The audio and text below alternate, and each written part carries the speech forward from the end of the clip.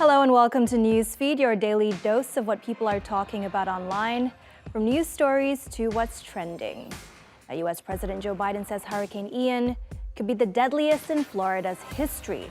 The focus is now on a massive search and rescue operation after severe floods and strong winds tore through the southern state. Desperate residents have been posting on social media pleading for their rescue. Biden has declared a major disaster in Florida, a move that frees up federal funding for storm relief. Floridians were shocked by the sheer force of the hurricane.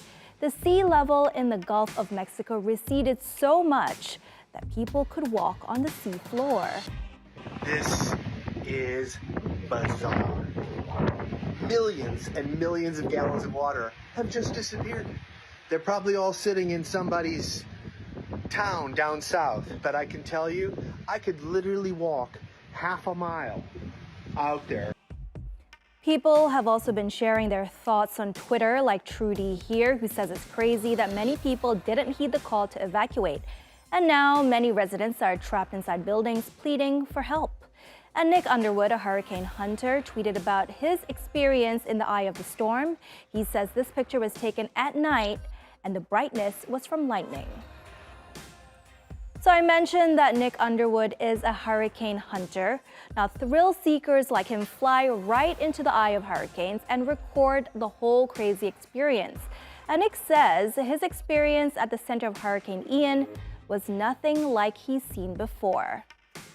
I guess the two things that really stood out for me, just from the perspective of flying through the storm, number one was the amount of turbulence that we encountered. That was the most that I had ever seen in 6 years of doing this. And I've flown a lot of major hurricanes over the last few years: Irma, Maria, Harvey, Laura. All of these are big storms. Never seen that much turbulence before. And the other thing was lightning. Just tons of lightning, especially in and around the eye wall of the storm, which is something that you really just don't see all that often. Unfortunately, there's nothing cool about this next disaster. Due to heavy monsoons, Pakistan has been experiencing extreme floods for weeks now. About 32 million people have been displaced, and the death toll is more than 1,400. The floods were likely worsened by melting glaciers, and now 1/3 of Pakistan is submerged. The damage is estimated at around $10 billion. Public transport, hospitals, cultural heritage sites have all been disrupted. Pakistan's foreign minister has appealed for climate relief and said the country needs help to get out of this calamity. Pakistan's global carbon emissions are 0.8%, but we are amongst the 10 most climate-stressed countries on the planet, and the climate catastrophe that we are facing today is not of our making. During the same interview, the foreign minister said Pakistani women and children have been disproportionately impacted by the floods. And TRT World's Jafar Hasnain has been reporting from some of the worst hit areas in Pakistan, where thousands of pregnant women are struggling to access basic health care. Among the millions of people who have been affected by catastrophic floods in Pakistan are at least 650,000 pregnant women, out of which at least 70,000 are expecting their delivery in the next few weeks. According to the United Nations, these pregnant women lack access to some of the most basic healthcare facilities and the support that they need in order to deliver their children safely. Here in the worst hit Sindh province, more than 1,000 healthcare facilities have been either totally or partially damaged, leaving these pregnant women with no other option besides going into labor in their villages or camps.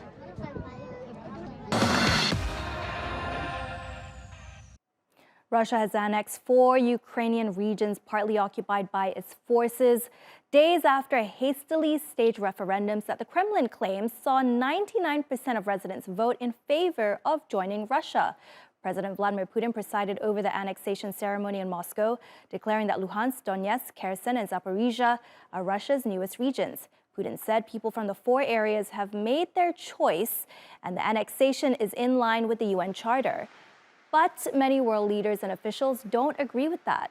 EU Foreign Policy Chief Josep Borrell says the annexation is a major breach of international law and the UN Charter, adding that Ukraine's territorial integrity and sovereignty is non-negotiable. In response to the annexations and continued attacks, the West has issued even more sanctions on Russia. But are these measures having the intended impact? Our Dan Padwick takes a deeper look at the real costs of sanctions in this edition of Double Check.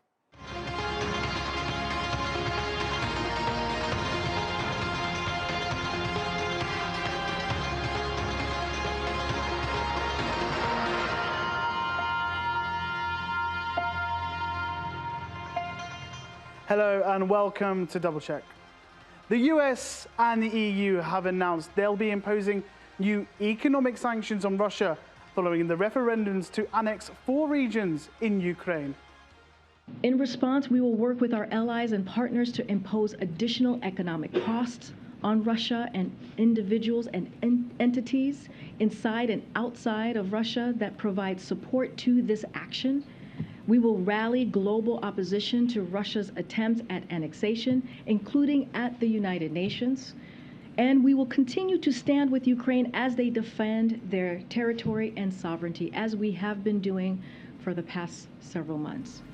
Now, economic sanctions are often used as a geopolitical lever to pressure or penalize countries. Since February, the US has frozen Russian central bank reserves, as well as many individuals' accounts.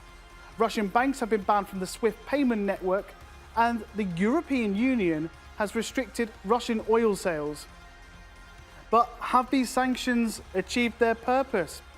Well, firstly, it hasn't stopped Russia from attacking Ukraine. The war is still ongoing, and with Russia's recent mobilization, the end doesn't seem near. The EU's ban on oil imports, which they rely heavily on, has caused a major energy crisis across the continent.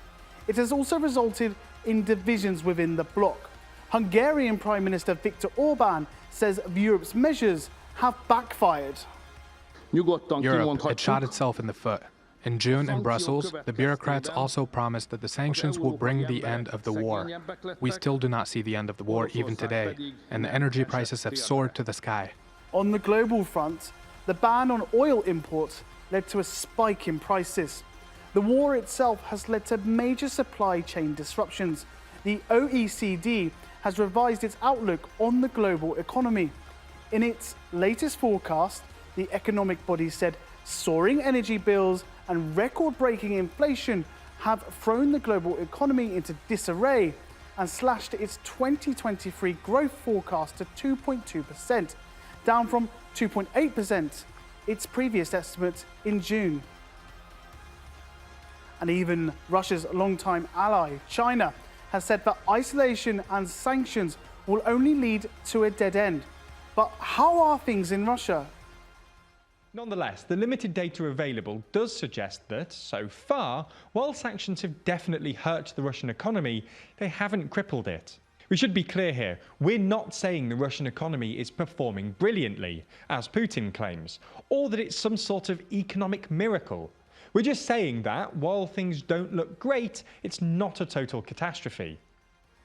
The state of the Russian economy isn't currently public, as the government stopped publishing much of its data after the attack on Ukraine. But again, the OECD forecast the Russian economy to shrink by 5.5% this year and 4.5% in 2023. That's far less, though, than initial estimates. The rise in oil and gas prices has even benefited Russia, as there are still countries buying from them. And over 1,000 international companies have curtailed operations in the Russian market following the attack, including Amazon, Apple, H&M, McDonald's, and FIFA. And more than 15,000 Russian millionaires are expected to leave their homeland by the end of this year, as this article from The Guardian suggests, taking their assets with them. Over the last 6 months, 38 states have declared sanctions against Russia. The speed at which they were applied initially created optimism in the West about forcing Moscow into submission. But some say it hasn't necessarily had its desired effects. In the wake of Russia's special military operation in Ukraine, the ruble plunged in value against the US dollar, but soon recovered to pre-war levels, while inflation also fell from 18% in March to just over 14% in August. Analysts and politicians alike predicted that they would cripple Russia's economy. The media described them as unprecedented, and the White House itself claimed in March that the sanctions would, quote, crush the Russian economy. However, 6 months on, it's still not entirely clear what impact sanctions have had on the Russian economy. And Western media is filled with apparently contradictory articles, with some suggesting that Russia's economy is booming and others suggesting it's already collapsed. We won't know the full impact of these sanctions for a while. As this article from Reuters suggests, history shows that sanctions have an economic impact over years, but only if their application is widespread and coordinated and sustained. Even then, they are not decisive in shifting countries' foreign and geostrategic policies.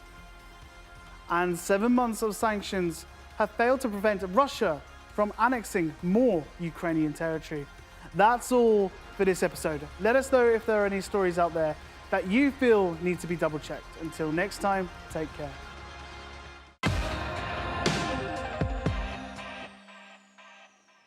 And finally, we've heard the nursery rhyme, Little Bo Peep lost her sheep and doesn't know where to find them, but leave them alone and they'll come home. Well, for a jogger in France, it was the sheep that wouldn't leave her alone. I will follow you wherever you may go.